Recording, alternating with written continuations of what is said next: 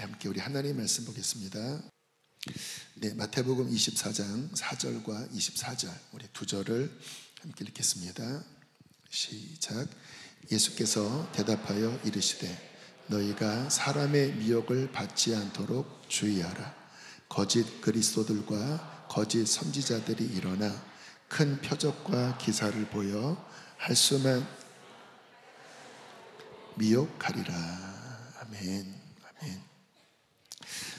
오늘부터 몇 주간 좀 시리즈 설교를 하겠습니다. 분별에 관한, 분별하라. 따라해 볼까요? 분별하라. 네, 분별하라라는 주제로 말씀을 전하려고 합니다. 원래는 좀 부흥에 관한 말씀을 전하려고 했어요. 며칠 전에 기도하는데 하나님이 부흥에 대한 약속을 주시더라고요. 부흥이 올 것이다. 할렐루야. 부흥이 올 것이다. 그래서 아마 치유도 많이 일어날 것 같고 어떤 성령님의 뜨거운 불의 역사가 순전하게 일어나 우리 아이들도 살아나고 더 불을 받고 더 방언도 터지고 역사 일어날 텐데 그래서 부흥에 관한 말씀을 전하면 참 좋겠다. 그런데 부흥이 올 때 미혹도 함께 옵니다. 언제나 성경을 보면 하나님이 역사하는 것을 늘 마귀가 미혹으로서 해방시켰거든요. 그래서 부흥도 오지만 분별에 대해서 우리가 잘 이해를 하고 있어서 부흥이 일어날 때 어떤 미혹으로 인하여 흔들리지 않도록 어떤 예방접종하는 어떤 그러한 마음으로 이 분별에 대한 말씀을 함께 나누는 게 유익하겠다라는 생각이 들었고, 또 하나는 지금이 말세지만 말세의 끝이 올수록 지금 읽은 말씀처럼 미혹이 극심해집니다. 마치 점점 전염병이 더 창궐하고 백신도 잘 듣지 않을 정도로 그 전염병의 기세가 등등하듯이 성경적인 영적인 전염병, 이 마지막 때 창궐한 영적 전염병은 미혹입니다. 그래서 이 시대에 우리 사랑하는 성도님들이 특별히 이 부분에 대하여 지혜를 갖게 되기를 축복합니다. 잘 분별하는 지혜, 무엇이 미혹인지에 대하여 백신을 맞듯이 우리 안에 영적 항체가 생겨야 이 마지막 때를 잘 승리할 수 있겠다. 다시 한번 말씀을 좀 보여주실까요? 마지막 때에 사람의 미혹을 받지 않도록 주의하라. 24절에 택하신 자들도 미혹하리라. 성령 받은 하나님께 잘 쓰임받고 있는 우리들조차도 치명적인 미혹으로 공격할 수 있다. 그래서 이 부분에 경각심을 아주 최상으로, 미혹에 대하여 최상으로 경각심을 두고 이 부분에 대해서 잘 준비하는 시간이 되기를 축복합니다. 정말 그래요. 저는 신앙생활을 하면 할수록, 성경을 읽으면 읽을수록 이 분별이 너무 중요하구나. 아담과 하와가 미혹 때문에 죄를 졌잖아요. 분별을 못했잖아요. 마귀가 던진 그 미끼에 문제가 뭐예요? 분별을 못해서 결국은 망하게 된. 그래서 이 미혹과 분별, 이것을 어떻게 잘 대처하느냐에 따라서 사느냐 죽느냐, 승리하느냐 실패하느냐가 좌우합니다. 그래서 신앙생활을 잘하는 분들을 보면요, 이 영적 이해력이 뛰어납니다. 참 신기한 거는 초신자도, 이 영적인 이해력이 초신자도 잘 갖고 있는 분들이 있더라고요. 그래서 스스로 분별합니다. 지금 이거 미혹입니다. 지금 시험입니다. 분별을 하면 그러면 대처가 되거든요. 근데 신앙생활을 못하는 분들의 특징은 분별을 못해요. 마귀가 주는 그 독극물을 덥석덥석 받아 먹고, 받아 먹으면 이제 독이 퍼지는 거니까 그 마귀의 그 속임수를 그냥 받아들이고, 왜 받아들입니까? 분별을 못하니까. 이거 좀 독을 주면 싫어해야 되는데 왜 싫어해요? 분별을 하니까 이거 독이에요. 그러면 일단 첫 판에 기선을 제압하잖아요. 이 신앙생활 못하는 분들의 특징은 그냥 받아 먹습니다. 왜요? 분별을 못해요. 똥인지 된장인지 분별이 안 돼요. 그러니까 그거 먹고 시험 들고, 그거 토해내라고 해도 이거를 왜 토해내냐고 하고. 그래서 정말 중요합니다. 분별력을 갖고 있느냐. 이번에 요한복음을 읽는데 특이한 어떠한 한 케이스가 눈에 들어오더라고요. 요한복음 9장에 보면 나면서부터 소경된 사람이 치유받는 사건이 나오죠. 근데 참 신기한 게 이 소경이 예수님을 통해서 치유받은 다음에 예수님은 사라지셨고, 그 다음에 바리새인들이 딴지를 걸기 시작합니다. 아시는 것처럼 예수님을 미워했잖아요. 근데 기적이 벌어진 겁니다. 나면서부터 소경된 사람이 눈을 뜨게 된 기적이 벌어지니까 당황스럽잖아요. 그래서 바리새인들 지도자들이 이 소경을 불러서 막 따지기 시작합니다. 어떻게 난 거냐? 예수라는 분이 눈에 진흙을 이기더니 실로암 가서 씻으라고 해서 씻었더니 낫다. 진짜냐? 진짜다. 우리는 그거 안 믿는다. 내 눈 뜬 거 봐라. 아니다, 그거 아니다. 그런데요, 이 소경이 그 바리새인들, 그 당시의 권력자들 앞에서 대답하는 것을 보면요, 다른 환자들과는 좀 다른 태도를 갖습니다. 왜냐하면 이 사람들이 권력자니까 잘못하면 눈은 떴는데 잘못 이야기하면 눈을 뜨게 한 그 예수를 이제 이단으로 여기기 때문에 잘못 말하면 눈은 떴는데 큰 곤혹을 당할 수가 있거든요. 너는 예수를 누구라고 생각하느냐? 그랬더니 이 소경이 눈을 떠서 하는 말이 선지자입니다. 무슨 선지자야? 너 죽을래? 그랬더니 하는 말이, 아니 창세 이후로 나면서부터 소경된 자가 눈을 뜨게 한 이 기적은 창세 이후로 나는 성경을 들여다봐도 나는 본 적이 없다. 이 기적은 하나님만 할 수 있는 기적인데, 아니 경건한 사람이 아니라면 어떻게 이런 일을 해갈 수가 있겠습니까? 나는 그가 선지자고 하나님이 보낸 자라고 믿습니다. 그러니까 막 성질을 내면서 너 죽을래? 그런데 너 예수 제자 해라. 우리는 모세의 제자다. 저는 그 바리새인들과 이 소경의 대화를 보면서 나면서부터 소경이었는데 주님을 직접 보지 못했습니다. 그냥 진흙을 발라서 눈을 씻고 주님은 사라진 거거든요. 그런데요, 이 친구가 분별이 있는 거예요. 분별이. 바리새인들은 눈을 뜨고 성경을 아는데 예수님을 분별을 못하는 거예요. 결국 바리새인들로부터 쫓겨난 다음에 예수께서 그 눈을 뜬 소경 나타나셔서 그를 구원하십니다. 만나주십니다. 그러면서 하시는 말씀이, 오히려 저 눈뜬 바리새인들이 소경이고 소경인 너는 영적인 눈을 뜬 너 진짜 구원받은 자다. 야, 이 소경은 어떻게 예수를 알아봤을까?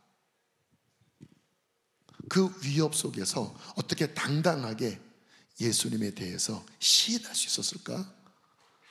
그 분별력, 그 용기, 결국은 만나주시잖아요. 왜 만나주십니까? 그냥 기적만 경험하고 예수님을 못 만난 사람도 많아요. 이 소경은 기적만이 아니라 구원자 예수를 만났습니다. 키가 뭔지 아세요? 분별력을 갖고 있었다는 거예요. 눈은 처음 떴지만 영적인 분별력, 이분은 하나님이 보낸 분이 아니면 일어날 수 없는 일을 행하셨어. 그분이 메시아인가 보다. 이 영적인 눈이 떠지는, 분별하는 이 분별력을 이 소경이 가졌다. 참 특이하다라는 생각이 들더라고요. 사랑하는 여러분, 우리는 이 마지막 때 무엇보다 분별력을 가져야 합니다. 분별하는 힘을 키우셔야 합니다. 지금 여러분 안에 어느 정도의 분별력을 갖고 있는지, 어린아이 수준의 분별력을 갖고 있는지, 청년 수준의 영적 분별력을 갖고 있는지, 장성한 아비의 수준, 장성한 선생의 수준의 분별력을 갖고 있는지 다 달라요. 주님의 이름으로 도전합니다.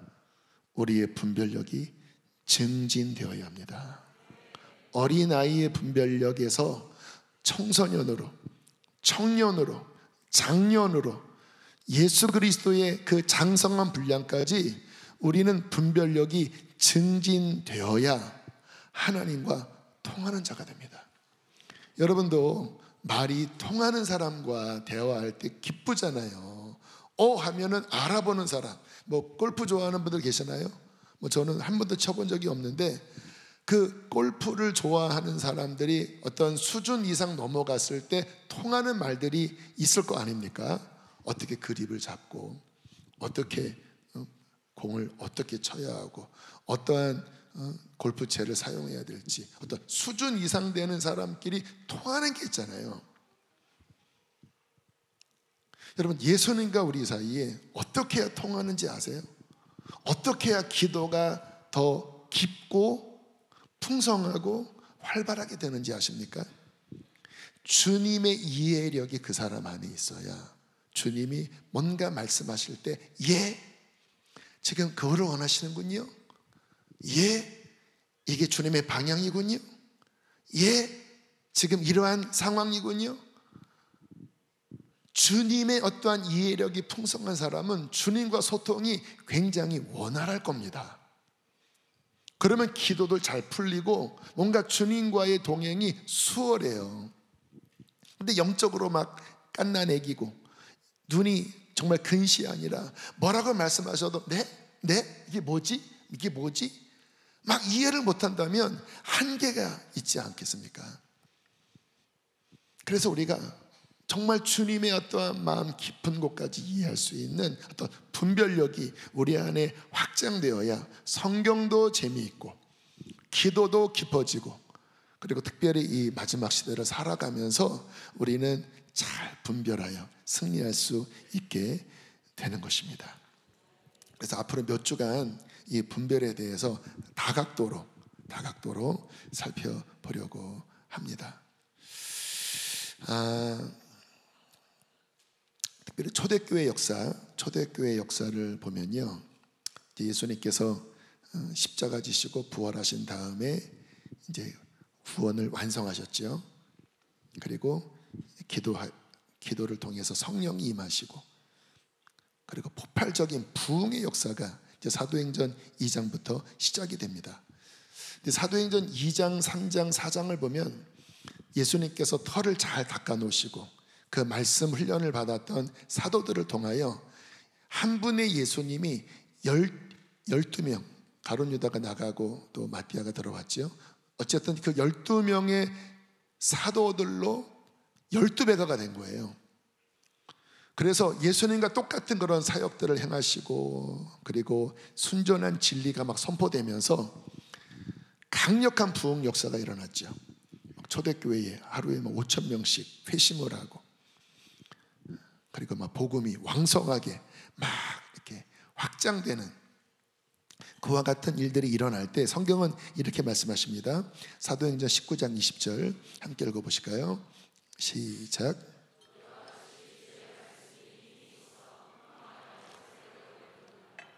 아멘. 주의 말씀, 진리가 그 순전한 진리에 사로잡힌 사도들을 통하여 힘있게 왕성하게 더 확장되면서 초대교회가 폭발적으로 브레이크 스루를 한 거예요. 예루살렘도 브레이크 스루를 하고 이방 땅도 브레이크 스루를 하면서 막 교회가 왕성하게 일어난 겁니다. 왜? 진리 위에 서 있었기 때문에. 할렐루야. 그 진리가 능력이잖아요. 자, 마귀가 근데 이것을 어떻게 방해했는지 아세요? 자, 항상 역사는 반복됩니다.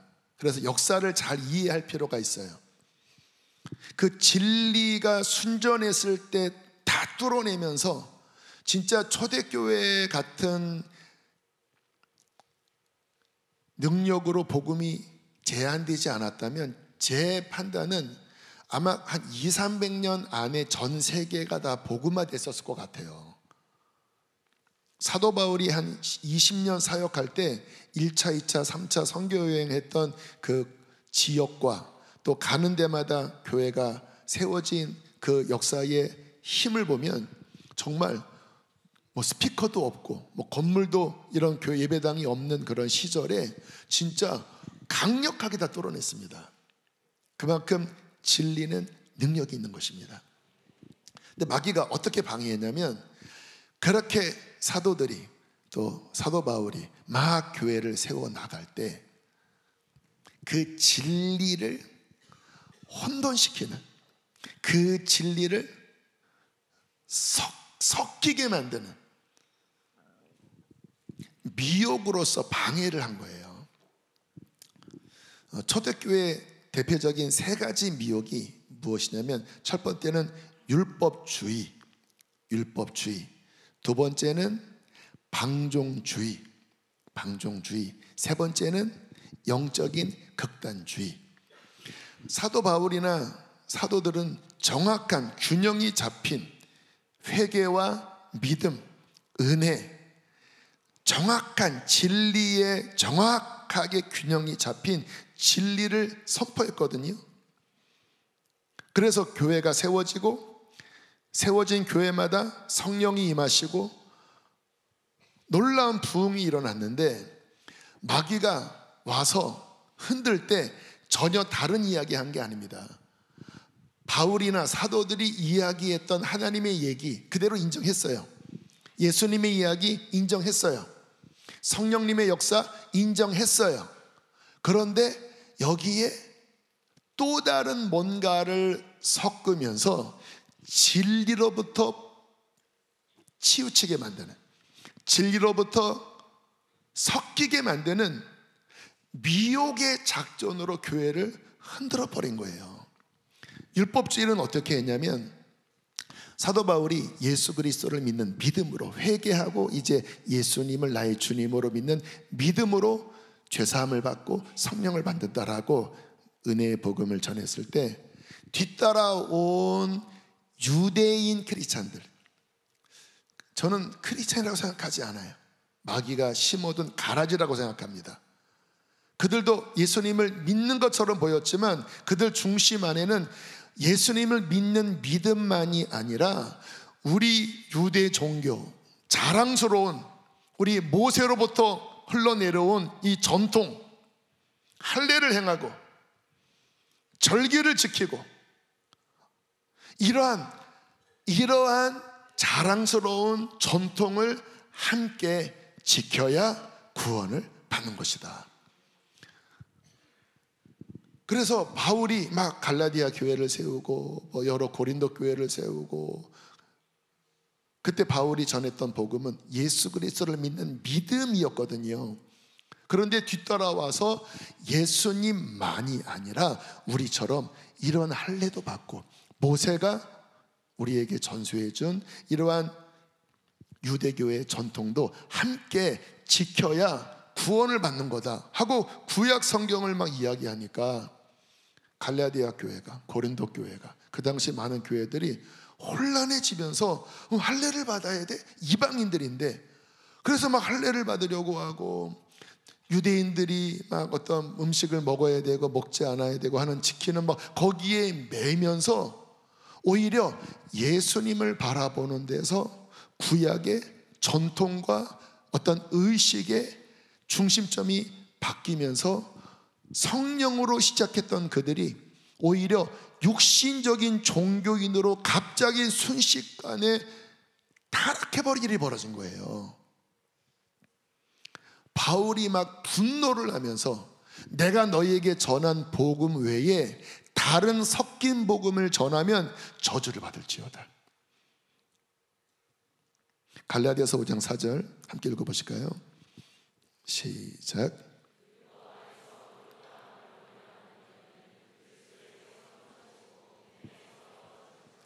만약에 너희가 예수님의 십자가와 부활을 의지하는 이 믿음에서 뭔가 할례를 행하고 구약의 뭔가 전통에 네 마음을 준다고 하면 이거는 양립될 수 있는 것이 아니라 강하게 이야기하죠. 그리스도에게서 끊어지고 은혜에서 떨어진 자다, 버림받은 자다, 타락한 자다. 저는 이 바울이 이렇게까지 정말 서슬퍼렇게 그 유대 율법주의자들의 그와 같은 권면을 바리새인 중에 바리새인이었던 누구보다 철저하게 구약 전통에 충실했던 바울이 이렇게 얘기하는 이러한 모습이 저는 너무나 놀랍고 대단하고 의아하게 느껴져요. 왜냐하면 저 같았으면 적당하게 타협했을 것 같거든요. 왜냐하면 그 당시에 아직 신약이 만들어지지 않았잖아요. 구약이 그냥 성경 전체였잖아요. 그러면 구약의 할례나 그 유대인들이 말했던 그와 같은 근거들이 다 그럴싸한 내용들이거든요. 그런데 바울이 한순간도 그것을 받아들이려고 하지 않았습니다. 왜냐하면 하나님이 바울에게 복음을 계시하실 때 어떻게 이방인들이 믿음으로 하나님의 자녀가 되는지를 너무나 선명하게 계시하셨고 그 분별이 있었어요. 왜 분별을 주셨냐면 바울을 통하여 신약 13권을 기록하게 하시고 지금 우리가 믿는 이 믿음의 기초와 뼈대와 그 모든 것들을 세우는 그 중심점이 사도 바울이었잖아요. 그러니까 바울에게 어마어마한 계시를 주신 거예요. 그 계시의 빛이 있는 가운데 사탄이 이 자유와 이 믿음의 이러한 중심성을 흐트러지게 하는 이 바리새인들의 미혹에 대하여 바울이 너무 본질을 꿰뚫어 본 거예요. 이거 받아들이는 순간 복음의 자유가 끝난다. 이거 받아들이는 순간 복음이 전 세계로 확장되는 게 아니라 다시 유대화가 돼서 이거 망친다. 그래서 쓴 서신이 신약 서신의 대부분입니다. 율법주의. 엄청난 분별력을 가진 거예요. 저 같았으면 헷갈렸을 겁니다. 아마 적당하게 타협했을 거예요. 바울은 전혀 타협하지 않습니다.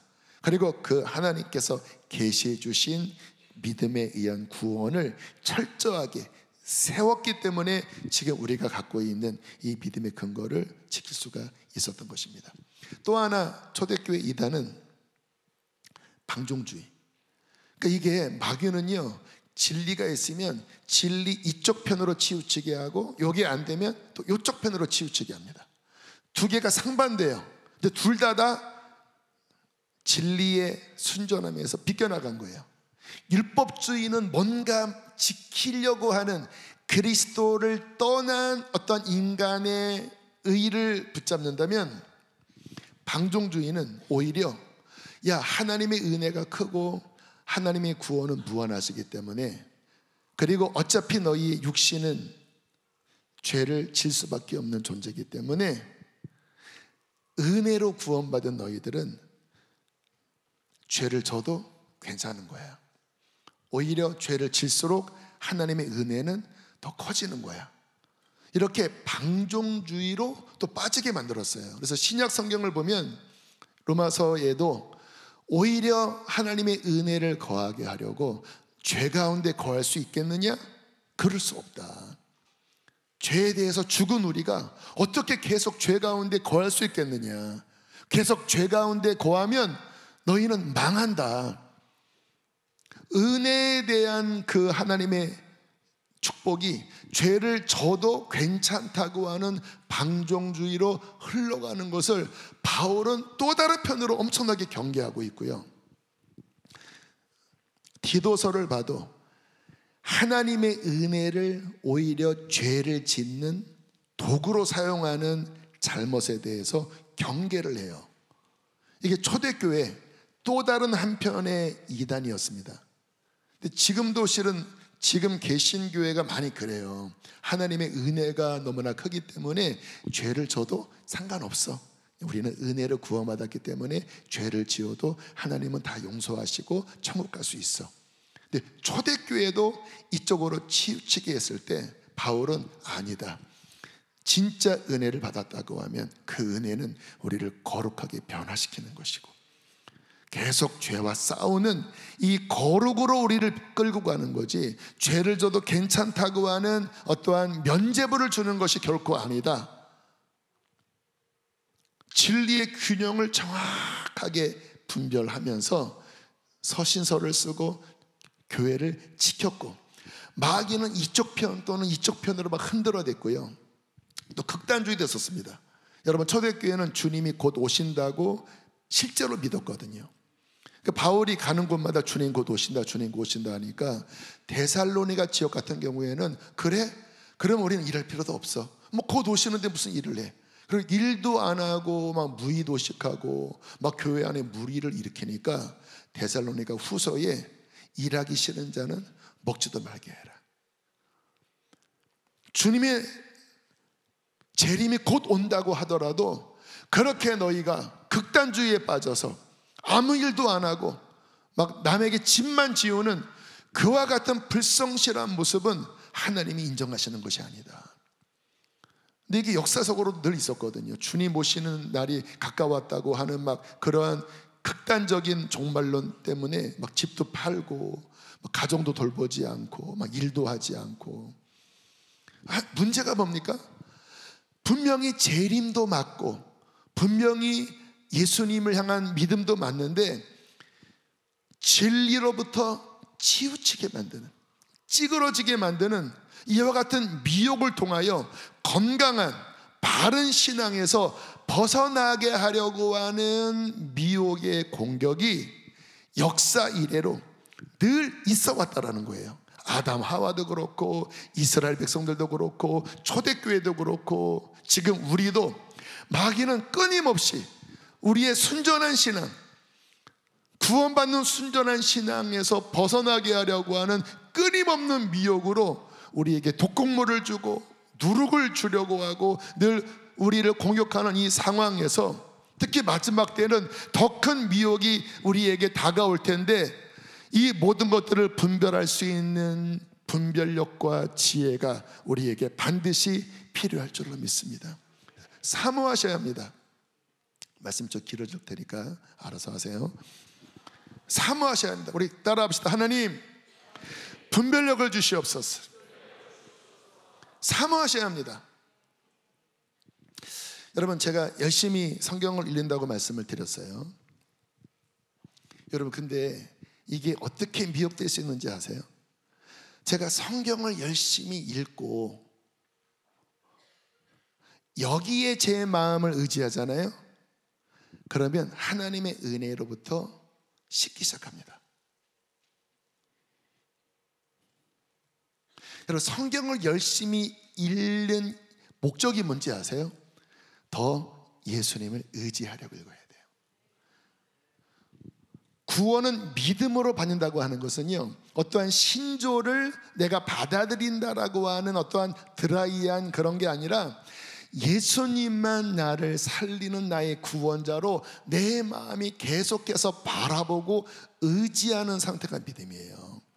근데 이게 처음 구원받을 때뿐만 아니라 정말 예수님이 나의 구원자라고 믿는 이 믿음은요, 이제 매 순간 내가 그리스도와 함께 십자가에 못 박히고 이제 내 안에 사는 분은 예수님이고 내가 사는 방식은 그분을 믿는 믿음 안에서 사는 것이다. 계속 주님을 바라보고 주님 도와주세요, 주님밖에 없어요, 이 주님을 의지하는 이게 믿음이거든요. 근데 잘 보세요. 나 성경 열심히 읽고 있어? 나 많이 깨달았어? 경건한 거잖아요. 좋은 거잖아요. 그런데 거기에 내 마음을 중심점으로 두는 순간 갑자기 은혜로부터 떨어지기 시작합니다. 그럼 어떻게 해야 되냐면, 주님, 이것도 주님의 은혜고, 주님, 내가 오직 붙들 분은 오직 예수님이십니다. 주님, 저를 도와주십시오. 주님을 바라봅니다. 이게 믿음의 상태거든요. 그리스도를 믿는 믿음 안에서 산다라고 하는 것은 계속 주님을 의지하는 상태. 주님을 의지할 때 그 주님을 향한 믿음, 그분으로부터 생명력이 들어와서 제 안에 불씨를 계속 일으키고, 제가 경건 생활을 통하여 성경을 읽거나 또는 뭔가 기도를 많이 했거나 좋은 거긴 한데, 주님이 아니라 거기에 내 중심점을 두는 순간 굳어지기 시작합니다. 왜 제 안에 그러한 분별, 그러한 느낌이 드는지 아세요? 세밀하게 분별했기 때문에 그래요. 하나님, 아까도 제가 제 사무실에서 이런저런 준비를 하다가 지금 든 생각을 한 거예요. 하나님, 지금 제 마음이 제가 하고 있는 경건 생활에 제 마음을 두는 순간, 주님, 저는 주님으로부터 떨어집니다. 주님, 제가 의지할 분은 주님밖에 없습니다. 근데 제 마음속에서 흐느끼는 눈물 같은 게 제 안에서 일어나더라고요. 그게 믿음인 거예요. 그렇게 세밀하게 무엇이 진리인지, 무엇이 바른 하나님의 뜻인지를 계속 분별하면 우리가 경건 생활을 한다라고 하는 이것으로 오히려 율법주의에 빠지지 않고 자기이기에 빠지지 않고 또는 어떠한 다른 것으로 말미암아 흔들리지 않고 계속 진리 안에서 분별을 통하여 우리는 주님과 동행할 수 있게 된다는 것입니다. 이 마지막 때 정말 마귀의 미혹이 제가 보기에는 온 천지에 너무 가득 찼고, 특별히 기독교라고 하는 이 기독교 안에도 너무나 아주 진짜 간교하게 들어와 있어요. 제 이제 둘째 아이가 기독교 학과를 다니고 있는데 어제 그저께인가 그런 얘기를 하더라고요. 학교 교수님이 약간 자유주의 계통이래요. 그래서 수업 시간에 교수님에게 질문했대요. 부활에 대한 질문을 했대요. 그러니까 교수님은 부활에 대해서 그것이 사실이라고 믿으시는 겁니까? 아니면 부활의 실존성에 대하여 믿지 않으시는 겁니까? 그런 류의 질문을 했대요. 그랬더니 교수님 야, 부활은 그것이 사실이냐 사실이 아니냐보다 그 부활 안에 담긴 의미가 훨씬 중요하고 큰 것이다. 부활 안에 담긴 의미는 뭐예요? 인간에게 소망을 주고 죽음과 같은 우리의 삶의 문제 속에서 다시 그것이 역전될 수 있다고 하는 어떤 희망을 준다고 하는 이 메시지, 이 의미가 더 큰 거지, 진짜 예수님이 부활하셨느냐 부활하지 않았느냐, 이거는 그렇게 의미를 둘 것이 아니다, 이런 식으로 이야기를 하더래요. 이 말의 은혜를 받는 분은 회개하시길 바랍니다. 이게 미혹이라니까요. 왜 그딴 말을 할까요? 부활은 못 믿겠고, 그러나 나는 기독교인이고 나는 목사고 나는 신학교 교수고, 그러면 그것을 어떻게 해야 받아들일 수 있는 거예요? 그래, 부활은 모르겠다, 톡 까놓고 얘기하면 난 못 믿겠다, 현대 이성주의의 부활은 못 믿겠다. 그러면 기독교의 근간은 부활인데 그럼 어떻게 해야 되냐?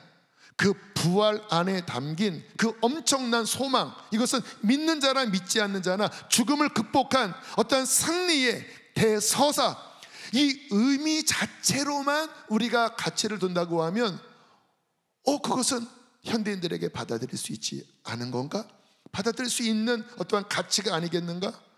이렇게 지식인들이 그 얄팍한 자기의 잔머리로 하나님의 순전한 죽음 가운데서 다시 부활하신 우리의 구원자, 죄악과 사탄의 권세를 이기신, 실제 그대로 죽음 권세를 깨뜨리신 그 진리를 이와 같은 미혹으로 호도하고 희석화시키고 현란한 말로 인간을 속이는 이와 같은 미혹이 얼마나 많은지요.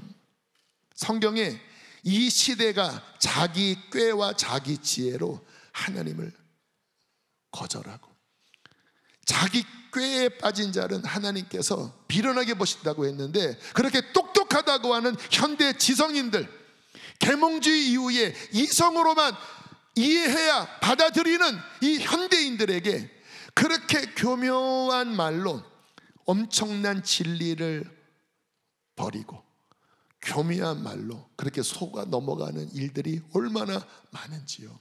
여러분, 그 믿음이 자기를 구원하는 믿음이겠습니까? 예수님의 부활의 실제성을 정직하게 제자들 앞에서 얘기할 수 없는 그와 같은 낡아 빠진, 썩어 빠진 그와 같은 미혹된 믿음이 그 자신을 구원하겠습니까? 지식 나부랭이겠죠. 저는 분노합니다. 그와 같은 거짓을 분노합니다. 왜냐하면 그것은 하나님이 받지 않으시는 거짓이기 때문입니다. 분별해야 되는 거예요. 오늘 이 가운데 이 영적 분별력이 그런 식으로 섞여 있는 분들이 있다면, 여러분, 그것이 해결되지 않으면 반드시 어느 순간에 당신은 넘어지게 될 것입니다. 그 허접한, 분별하지 못하는 그 이성주의와 합리주의와 그 미혹으로 인하여 넘어지게 될 거예요. 그래서 정신 차려야 합니다. 세상에서 똑똑한 그런 이성주의, 합리주의가 중요한 것이 아니라 오직 하나님께서 말씀하신 진리만이 중요한 것입니다. 교회는 그 진리의 기둥과 터이고 그리스도인은 그 진리 위에 서 있는 자입니다. 그 진리로서 미혹을 분별할 줄 알아야 합니다. 저는 한국교회가 감사한 게 이 동성애에 대해서, 그래도 한국교회의 이 토양은 지난번에 1027 할 때 막 100만 이상 모였듯이 교단을 초월해서 이 부분에 대해서는 그래도 어느 정도 분별하고 있는 것이 참 감사합니다. 근데 앞으로 어떻게 될지 모르겠어요. 왜냐하면 가만히 들어보면 교수님들 중에서 또는 영향력 있는 어떠한 목회자 중에서 겉으로는 직접 이야기하지 않지만 그 마음속에 그래도 지금 개신교에서 저렇게 광장에 나가서 동성애를 반대하고 시위하는 거는 이거는 시대 정신에 맞지 않아. 기독교는 사랑인데 차별하는 것을 어떻게 받아들일 수 있겠어? 그것은 극단주의고 그것은 편협주의가 아니야? 그러나 이런 말을 하면 또 유튜브에 두고 하니까 직접 얘기하진 않지만 뒤에서는 그건 아닌데 라고 하는 목사들이 저는 적지 않다고 생각합니다. 그 근거는 뭐예요? 뭔가 호도된 파괴주의, 진리 위에 제대로 서지 않은 어떠한 신학체계. 여러분, 이 부분에 대해서 제가 이 출처가 어디에서부터 이 동성애가 지금 이 전 세계를 진짜 강타하고 쓰나미처럼 이렇게 쓸어가는 이것이 어떻게 왔는지를 간단하게 제가 설명을 해드릴게요. 여러분, 동성애라고 하는 죄는 현대에 나온 죄가 아닙니다. 이미 레위기에 동성애에 대한 경고가 이미 나왔습니다. 로마서 1장에도 동성애에 대한 실제 문제를 언급을 하고 있고, 역사를 보면 로마 시대나 또 그 전 시대나 또 지금 저 아프리카 부족의 어떠한 지역의 그 타락한 문화 안에는 늘 동성애가 있었고, 소돔과 고모라가 망한 이유도 동성애 때문입니다. 그러니까 동성애의 죄는 현대에 나타난 특별한 문제는 아니고 인간의 죄가 제일 끝으로 가면 나타나는 말기 현상인 거예요. 그래서 그동안 역사를 보면 동성애가 언제나 있어 왔지만 지금처럼 노골적으로 그 동성애를 옹호한 적은 없었고, 음지에서 행했던 어떠한 죄의 끝판왕 같은 모습이었습니다. 근데 지금은 이게 양상이 너무나 이상해진 게, 이 동성애라고 하는 게 어쩔 수 없는 유전이고, 그것은 자기가 결정할 수 있는 어떤 자기의 결정에 의해서 할 수 있는 정상이라, 오히려 이것을 나쁘다고 얘기하는 것이 죄고, 이것을 사회적인 보편적인 기준으로 만들기 위해서는 유치원 때부터 동성애에 대한 교육을 시켜서 이 시대 전체를 이 부분이 죄가 아니라고 가르쳐야 할 정도로 이 동성애는 옳은 것이다 라고 주장하는 데까지 온 거예요. 말이 안 되죠. 말이 안 되는 현상이 벌어진 거예요. 뿐만 아니라 다국적 기업, 스타벅스, 애플, 마이크로소프트, 전 세계의 강력한 다국적 기업은 다 동성애를 지지합니다. 그 CEO들이 동성애자들도 적지 않고, 그리고 앞서가는 1세계 국가라고 하죠. 선진국들은 대부분 차별금지법이 통과되고, 유엔이나 정치적인 부분에 있어서는 이 부분을 강력하게 지지하는 데까지 불과 한 50년 만에, 한 5, 60년 만에 갑자기 전 세계의 정세가 바뀐 거예요. 그 전에도 있었는데 음지에서 했었던 얘기하기 남부끄러운 죄로 보편적인 인식이 있었거든요. 근데 불과 5, 60년 만에 그냥 그게 정치적으로나 문화적으로나 교육적으로나 오히려 기준이 되고, 이제는 법까지 만드는, 그리고 오히려 지금 사람들이 그래 그것이 정상일 수 있어 여기까지 오게 된, 여러분, 그 뿌리는 엄청난 마귀의 미혹 작전이었다라는 거 아세요? 아시는 분은 아시겠고 모르시는 분은 모르시겠지만, 여러분, 마르크스, 공산주의의 창시자 마르크스가 경제적인 정치적인 혁명으로 공산혁명을 하려다가 어쨌든 다 망하고, 지금 남은 북한은 아직 막 거지가 됐고, 중국은 실제는 자본주의 같은 체제의 정치만 공산주의잖아요. 어쨌든 실패했습니다. 그런데요, 이 마귀의 역사가 바로 이 공산주의의 뿌리이기 때문에 이 프랑스나 또 유럽에 있었던 철학자들 중에 이 마르크스 레닌의 이와 같은 공산주의를 받아들이고 있었던 사회주의 철학자들이 1968년 프랑스에서 모여서 대책회의를 세웠다라는 거예요. 이게 정치적으로 공산혁명이 실패한 것 같다. 그러나 우리는 이것을 포기할 수 없다. 왜 실패했을까? 기독교 때문이다. 기독교가, 서구 사회는 이 기독교가 엄청난 사회 가치로서 중심을 잡고 있는데, 이것을 흔들지 않는 한 공산혁명은 일어나지 않고 실패한다. 그래서 정치적으로는 실패했지만 우리 문화적으로, 교육적으로 이것을 해체하자. 뭐를 해체하냐?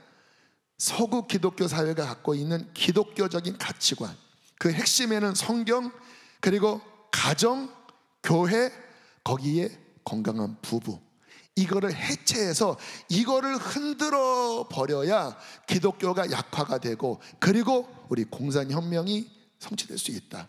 이것을 가리켜 68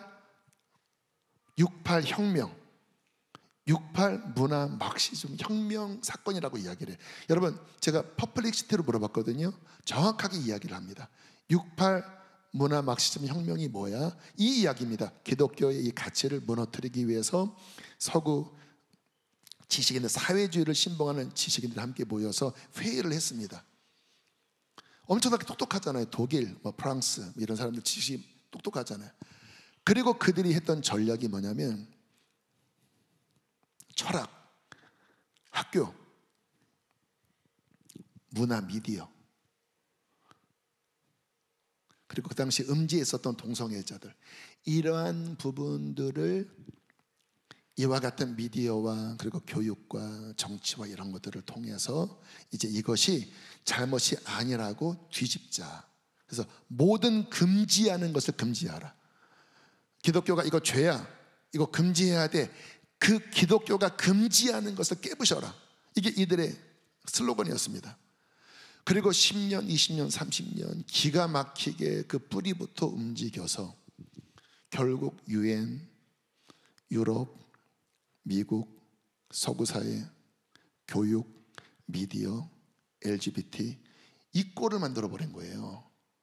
그리고 법까지 이제 차별금지법을 만들어서 그것이 죄라고 이야기하면, 동성애자들이 뭔가 수치심을 느끼면 그 자체를 레이시즘,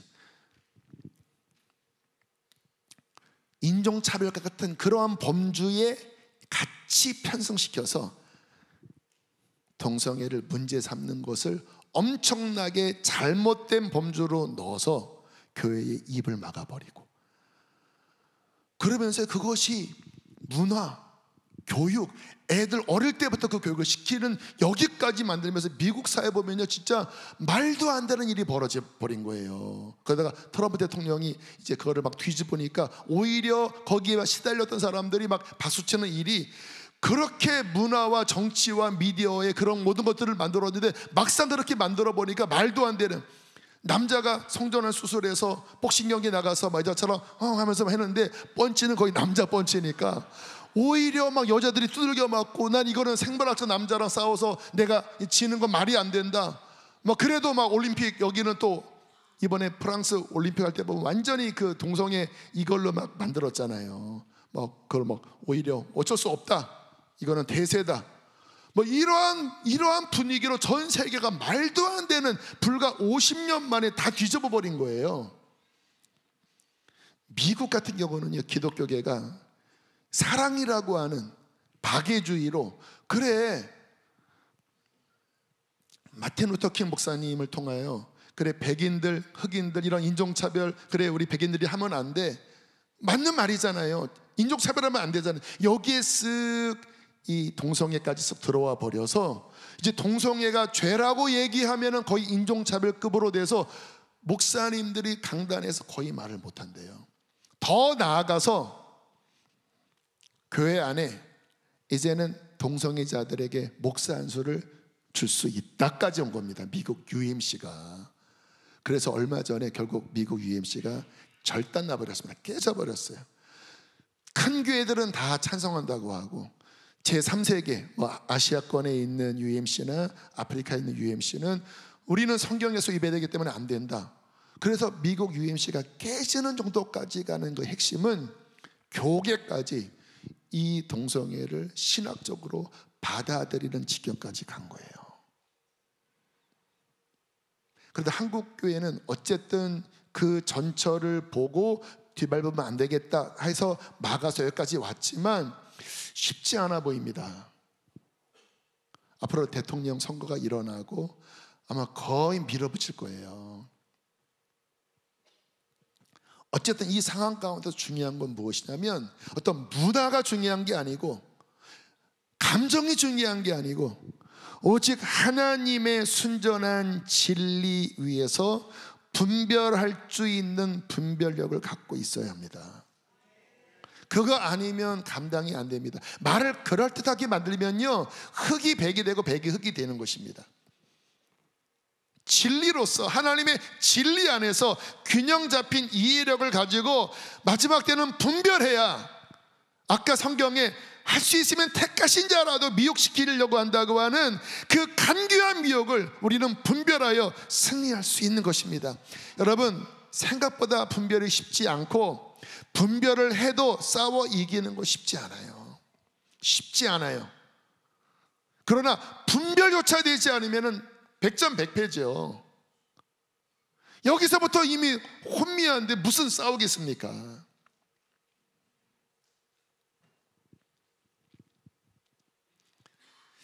마귀의 대명사는 미혹입니다. 요한복음 8장 44절 함께 읽겠습니다. 시작.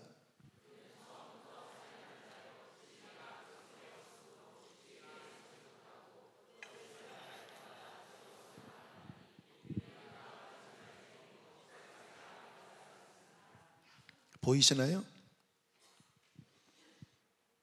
진리 자체가 없는 말하는 것마다 거짓말인 거짓의 합이 속이는 자라는 거예요. 계시록 12장 9절 함께 읽겠습니다. 시작.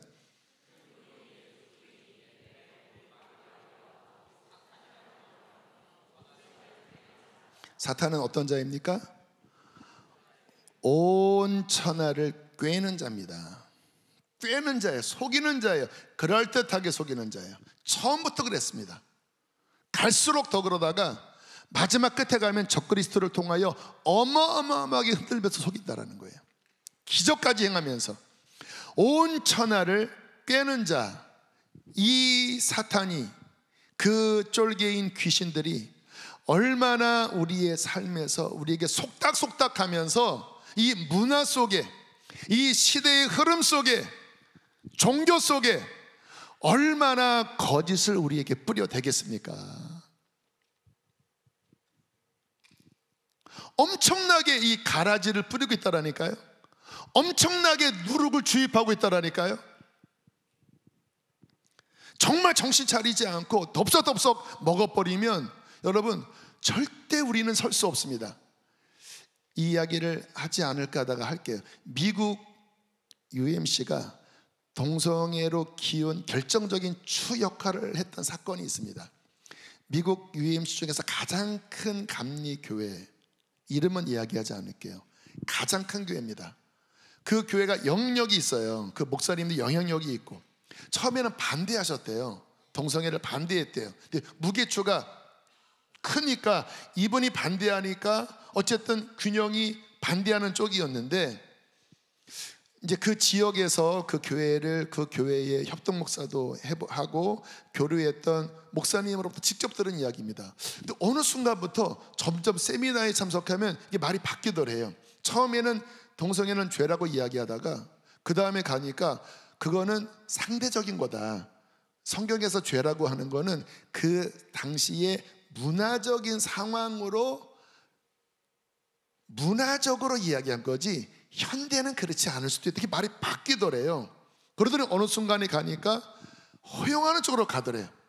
그러면서 무게추가 다시 반대편으로 가면서 오히려 동성애를 반대했던 쪽이 이 대형교회가 여기 있을 때는 힘이 약하다가 이리로 넘어오니까 엄청난 천군만마를 얻으면서 뒤집어 버린 거예요.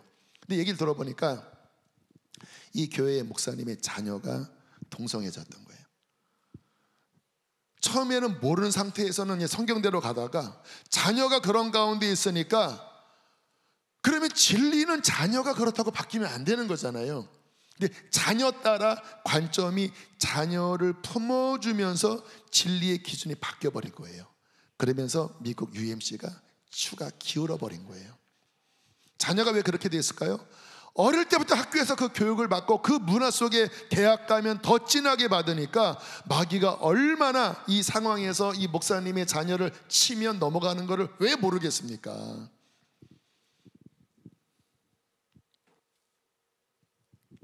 끊임없이 꿰는 이 마귀의 미혹이, 뭐 그런 동성애 이야기는 거리가 먼 이야기일 수도 있겠지만 가까운 데서 우리의 감정에서 우리의 어떤 상처와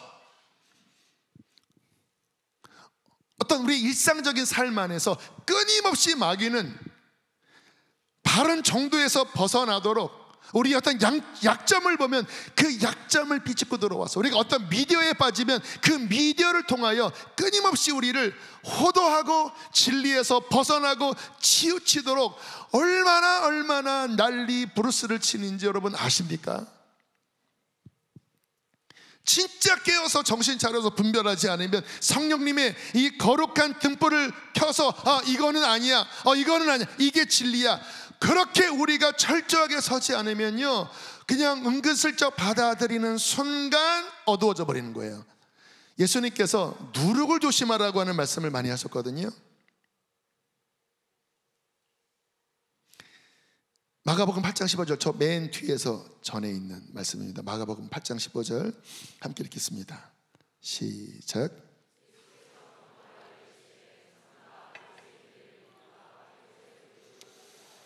이런 말씀 여러 번 하셨죠. 왜 누룩이라고 하셨을까요?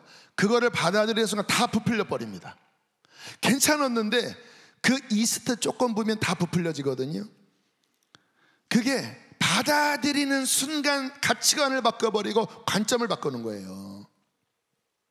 예를 들게요. 뭐 우스울 수도 있지만, 여러분 이제 새벽기도 300용사 순전한 진리를 선포했지요. 새벽을 깨워야 한다. 300용사로 우리가 영적으로 서자. 피곤하지만 영적으로 은혜 받으면 승리한다. 이게 이제 순전한 하나님의 진리의 말씀이거든요. 그래서 열심히 일어나서 뭐 피곤하지만 육신을 쳐서, 목사님도 그렇게 막 한다고 하니까 나도 그래 쳐서 막 나와서 막 졸다가 막 은혜 받다가, 어쨌든 몸은 피곤하지만 그 진리가 나를 붙잡았기 때문에 어쨌든 일주일에 3번, 안 그러면 또 잘리면 난 창피하니까 어쨌든 아무튼 여러 가지 섞인 마음이지만 그 말씀에 이끌려서 왔어요. 근데 이제 지난주에 뭐 휴가도 있고 뭐도 하면서 이제 빠졌잖아요. 여러분 육신은 이제 뭔가 이제 합리화를 찾는 거예요. 응? 빠져보니까 너 너무 좋잖아. 다시 또 하는 게 이제 조미 쑤시고 힘든 거예요. 그러다가 또 유튜브를 봤더니 꼭 그렇게 교회 가서 기도하는 것이 바른 신앙생활이 아니다. 이 코로나 시대는 어디서나 하나님의 성전이고, 자기 집에서 그렇게 하나님께 기도해도 하나님이 받으시는 거지. 꼭 교회에 모여서 하는 것은 목사가 교인들을 축복하려고 하는 이 시대와 맞지 않는 그런 걸 때부터 할렐루야 아멘 하면서, 그래 꼭 그렇게 할 필요 없는 거야.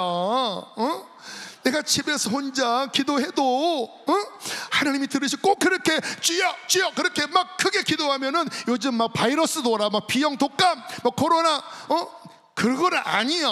내가 집에서 요즘 유튜브도 나오는데 그거를 싹 받아들이는 순간 이게 누룩처럼 내 마음을 부풀려서 가려고 하는 동력을 싹 눌러버립니다. 그럼 처음엔 집에서 하겠죠. 남이 야부탑을 맞추고 연불 외우듯이. 3일 지나지 않아서 그 시간에 푹 주무실 것입니다. 그 마귀는 아기 잘도 잔다, 아기 잘도 잔다, 우리 함께 지옥 가자. 여러분, 저 우스갯소리로 이야기를 했지만 원리를 이야기하는 거예요. 하나님의 순전한 진리는 내 본성에, 내 어떤 환경에 맞지 않더라도 그 하나님의 진리는 나를 위한 생명의 진리입니다.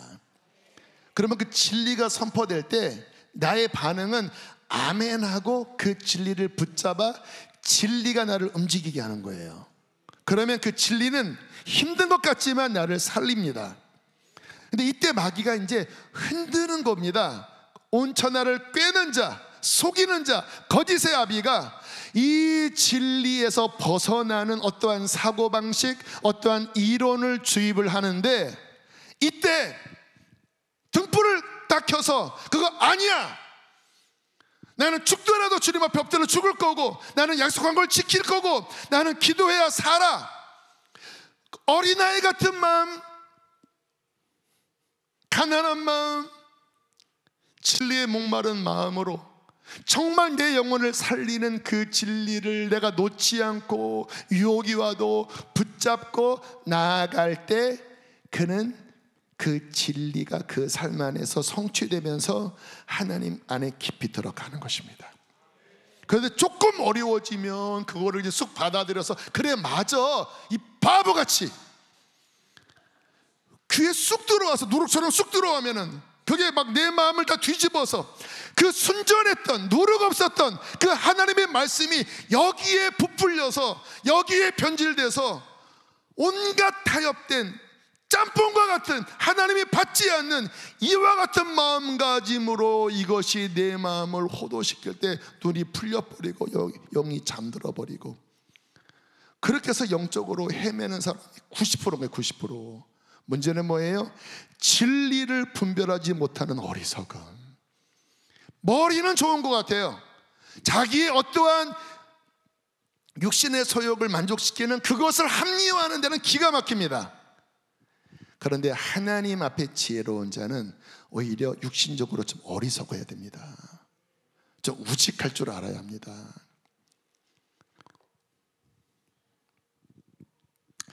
그러므로 우리에게 정말 중요한 이 분별에 있어서 중요한 것은 뭐냐면 하나님의 순도 100%의 말씀, 이것을 분별할 줄 아는, 말씀을 분별할 줄 아는 지혜가 있어야 합니다. 오 하나님, 이것이 하나님의 진리입니다. 하나님, 저는 이것을 진리로 취합니다. 그래서 말씀을 분별하는 게 항상 먼저여야 됩니다. 제가 요즘 목숨 걸고 성경을 읽는다고 말씀을 드렸는데요, 이제 다시 리셋을 해서 저는 처음부터 다시 읽는 마음으로 열심히 읽고 있는데, 제가 성경을 읽으면서 계속 하나님, 무엇이 복음인가요? 무엇이 순전한 누룩 없는 하나님께서 우리에게 말씀하시고자 하시는 그 구원, 그 진리인가요? 이 관점을 가지고 성경을 쭉쭉쭉쭉 봅니다. 어저께 우리 청춘관광 어르신들과 함께 저 충남 서천에 갔거든요. 버스 안에서 성경을 로마서 전체를 읽었습니다. 로마서 1장 인간의 죄에 대하여, 2장 유대인 율법을 가진 자의 죄에 대하여, 3장 믿음에 의한 구원에 대하여, 4장 다시 한번 믿음이 무엇인지, 그리고 5장으로 들어갔는데 그 믿음으로 구원받는 그 구원의 영광과 그 구원의 풍성함과 그 구원의 능력이 막 열려지는데요, 버스 안에서 막 그 말씀이 막 제 안에서 막 불처럼 막 뜨겁게 일어나는데, 야, 이 구원이 이렇게 대단하고, 와, 이 구원이 이렇게 파워풀하고, 야, 이 구원이 우리를 이렇게까지 변화시켰는데, 야, 이 엄청난 확신 가운데, 그래, 이거 어떻게 하지? 그리고 이제 이번 주일 설교가 그 돌파에 대한 설교잖아요. 근데 이제 제가 한 달에 2번 젊은이교회 설교하기로 했거든요. 근데 제 마음속에 젊은이들이 보이기 시작한 거예요. 그래, 이 젊은이들이 요즘 영적으로 막 공격도 많고 어려운데, 그래, 이 놀라운 구원의 진리를 통하여 이것이 선포되면 이 젊은이들이 막 뚫어지겠다, 막 뚫어내겠다. 그래서 제가 거기에 이제 주보 막 문구를 막 달면서 이번 젊은이 교회는 브레이크스루 집회를 할 것입니다. 그리고 세미 수련회로 한 3시간 할 겁니다. 찬양 인도자 누군지 더 찬양을 깊게 준비하시고, 나도 말씀을 더 강력하게 준비하고, 그리고 막 기도도 강력하게 할 테니까 그렇게 준비하시고, 그래도 세미나니까 담임 목사가 목회비가 있으니까 이번 청년들에게 내가 간식을 사주겠다. 뭐 피자를 원하면 피자, 통닭을 원하면 통닭, 뭐 햄버거면 햄버거 내가 사주겠다. 한 150명분 아무튼 사주겠다. 원하는 거 아무튼 그렇게 해서 사람들 오게 해라. 그리고 좀 젊은 우리 뉴 브랜치나 브릿지 그분들도 오도록 광고에 이렇게 실은 거예요. 그랬더니 오늘 저녁에 물어보니까 그 맘스터치를 준비했다 그러더라고요. 왜 이렇게 믿음이 적었느냐? 내가 피자까지 얘기했는데, 어쨌든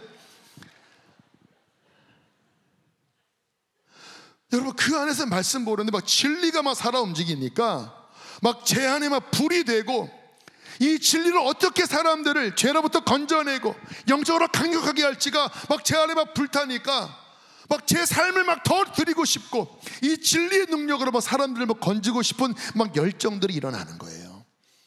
여러분, 하나님의 말씀을 통하여 섞이지 않는 인본주의와 합리주의와 이성주의, 이와 같은 나부랭이에 섞이지 않는 하나님께서 창세전에 계획하시고 선지자들을 통하여 보이시고 사도들을 통하여 우리에게 말씀하신 예수 그리스도 구원의 그 온전한 복음이 열려져서 그 진리 위에 설 때, 진리는 우리를 구원하고 우리를 승리케 하고 우리를 살아나게 하는 것입니다. 저는 그와 같은 마음으로 성경을 또 보고 또 보고 또 보고 4월 15일에 한 독을 하고 이제 다음 주 화요일에 2독을 끝낼 것 같아요. 어쨌든 한 달에 한 번씩을 계획하는데 대충 읽는 게 아니라 깊이 보면서 들어가는데, 그렇게 말씀이 열려지고 또 열려지고 또 다듬고 또 다듬고. 왜 이렇게 하는지 아십니까? 이 마지막 때는 그 무엇보다 하나님의 진리로 온전하게 부장되고 치우치지 않는 그 하나님의 진리 안에 거하려고 몸부림치는 진리의 사람만이 이 마지막 때의 미혹을 이길 수가 있는 것입니다. 사랑하는 성도 여러분, 여러 가지 유튜브에 기웃거리고 여러 가지 이 사람 저 사람 말에 기웃거리는데 제발 부탁드립니다. 완전히 하지 말라고는 할 수 없지만 성경 제대로 읽지 않고 하나님의 진리 자체에 깊이 뿌리 내리지 않고 자꾸 거기서 헐떡거리면 미혹됩니다. 어디서 누가 어떻게 할지 어떻게 하시, 여러분들 분별이 됩니까? 좀 유명한 사람이 했다고 하고 조회수가 많다고 하면 들었는데 거기에 뭔가 진리가 아닌 것들이 섞여서 그거를 쑥 받아들이면 그것이 누룩이 돼서 당신의 영혼을 망칠 텐데, 진리가 내 안에 충만하면 그것을 가릴 거 가릴 텐데 그 연습도 안 대놓고 진리를 온전히 알지도 못한 채 여기서 뭐 하면 여기에 또 빠지고 여기서 뭐라고 하면 또 거기에 기웃거리면서 바람에 나는 겨처럼 그렇게 여기저기 기웃거리면 여러분 이 마지막은요 반드시 미혹된다라니까요. 진리에 깊이 뿌리를 둬야 합니다. 진리를 온전히 분별할 수 있는 여기에 깊이 헌신이 되어져야 하고, 이 부족한 목사는 그렇게 하기를 원하면서 새벽마다 아침마다 몸부림치고 여러분이 성경 읽도록 그렇게 안내하고 제가 하는 설교도 그 진리에서 벗어나지 않으려고 다시 한번 정리하고 다시 한번 깊이 들어가고 다시 한번 목마르게 하나님을 찾으면서 진리 위에 서려고 하는 것은 이 마지막 미혹은 오직 진리로만이 승리할 수 있기 때문인 것입니다. 에베소서 6장 17절, 고린도후서 6장 7절 함께 읽겠습니다. 시작.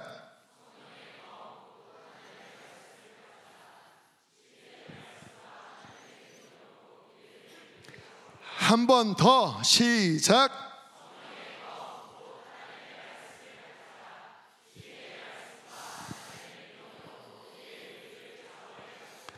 가져라. 뭐를 가져요? 하나님의 말씀. 그 말씀은 무엇입니까? 성령의 검입니다. 왜 검이에요? 마귀와 싸우라고. 마귀에 뭐와 싸워요? 미혹과 싸우라고. 진리의 말씀과 하나님의 능력에 의의 무기를 좌우에 들고 하나님의 말씀, 성령의 능력, 이 무기를 휘둘려서 마지막 때 다가오는 그 미혹과 싸워 이기는 용사가 되어야 하는 것입니다. 언제 우리 심령이 살아나는지 아세요? 여기 영적 침체되신 분들, 뭐 힘든 분들, 지난주에 드린 말씀처럼 진리의 말씀이 내 안에 운행하고 진리의 말씀이 내 안에 활력을 얻고 진리의 말씀이 내 지정의와 영혼육과 내 전 존재를 활활 태우고 채워질 때 우리의 속사람이 세워지고 영육간에 강건하게 될 것입니다.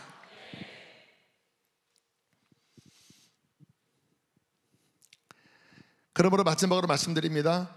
하나님의 진리 안에 들어가도록 이제는 막 목말라야 합니다.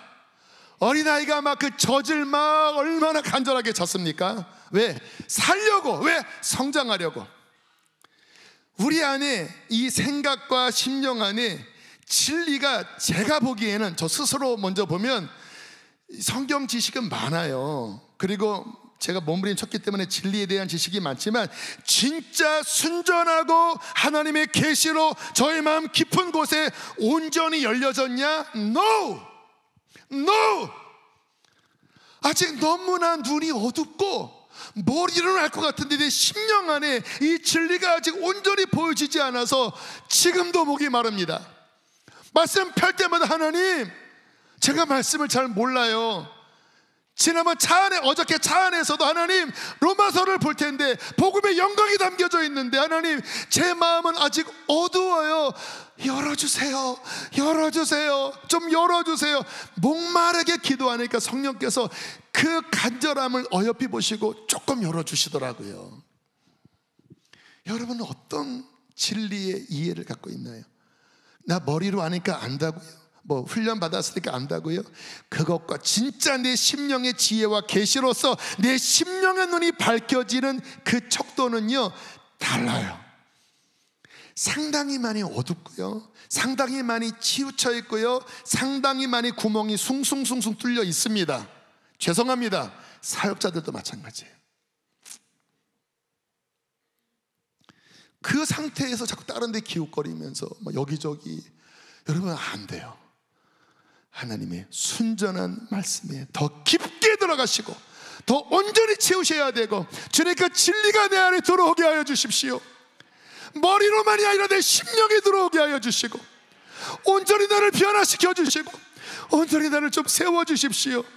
목말라야 합니다. 마지막 말씀드릴게요. 잠언서 2장 1절로 6절입니다 함께 읽겠습니다. 시작.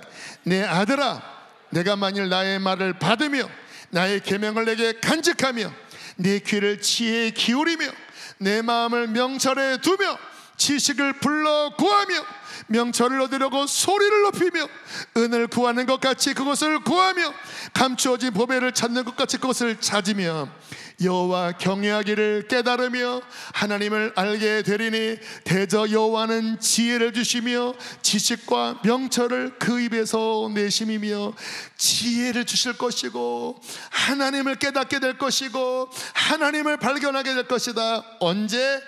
목마르게 애타게 보물을 찾듯이 그렇게 말씀을 구하고 매달리고 찾을 때, 그 갈망하는 마음속에 하나님을 알게 하시고 하나님을 경외하게 하여 주시고 그 안에 지식과 명철과 지혜를 부어 주실 것입니다.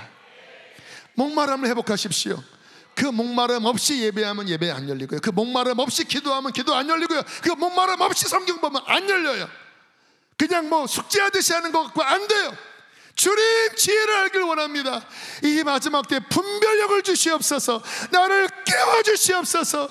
살길 원합니다. 영혼들을 살리길 원합니다.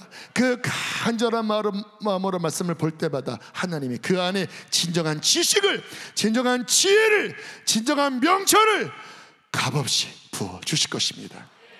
우리 함께 나와서 찬양하시겠습니다. 찬양을 고르려고 하는데요, 안 골라지더라고요. 그래서 차라리 성경적인 찬양을 고르자. 그래서 나 지금 갈보리 보내로 하겠습니다. 나 지금 갈보리 보내.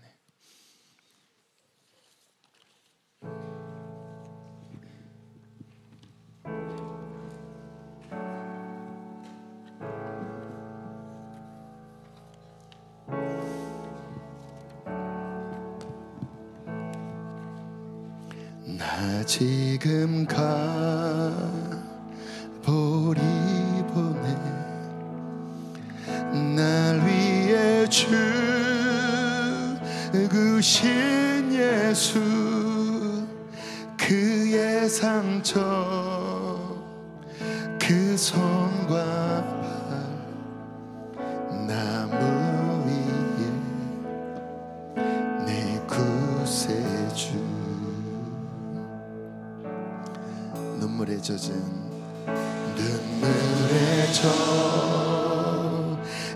그의 몸, 요셉의 무덤에 누워 큰 돌에 갇혀진 무덤 홀로 남겨진 메시아. 찬양하세. 찬양하세. 높으신 이름 찬양하세. 영원토록 끝이 없는 주의 노래. 오 주 내 하나님.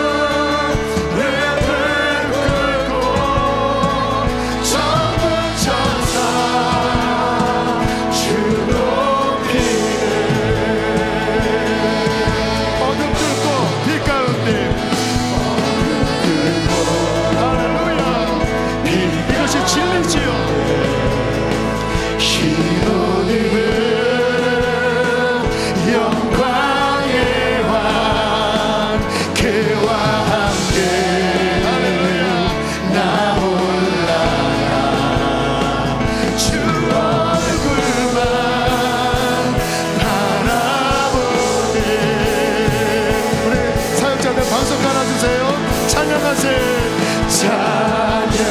찬양하세 높으신 이름 찬양하 영원토록 영원토록 크신 주여 나 오주 내 하늘 마지막 두 손 높이 들고 찬양하세 찬양하세 높으신 이름 찬양 주 앞에 달려나와 진리를 목마르게 구하라 진리를 구하라 진리를 구하라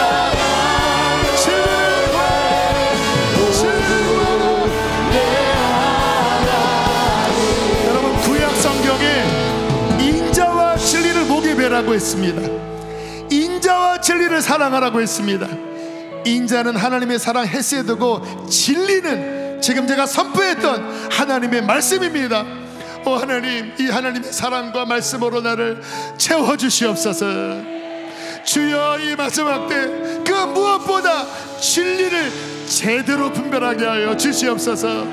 헛된 것들을 다 끊어버리고 오직 말씀에 사로잡히기를 원합니다.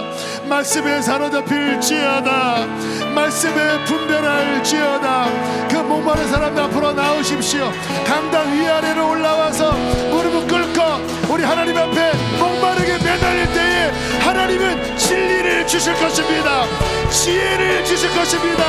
주여 세 번 부르시고 기도하겠습니다. 주여